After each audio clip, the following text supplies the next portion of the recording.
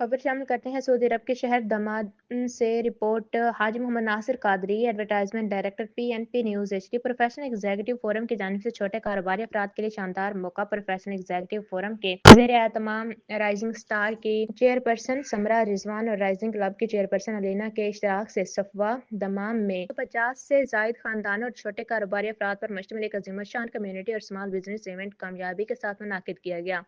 इस इवेंट का बुनियादी मकसद छोटे कारोबारी अफराद को फ़रोग देना, मकामी टैलेंट को बाइख्तियार बनाना और कम्युनिटी को एक मुस्बत, महफूज और पेशे वराना माहौल में यकजा करना था।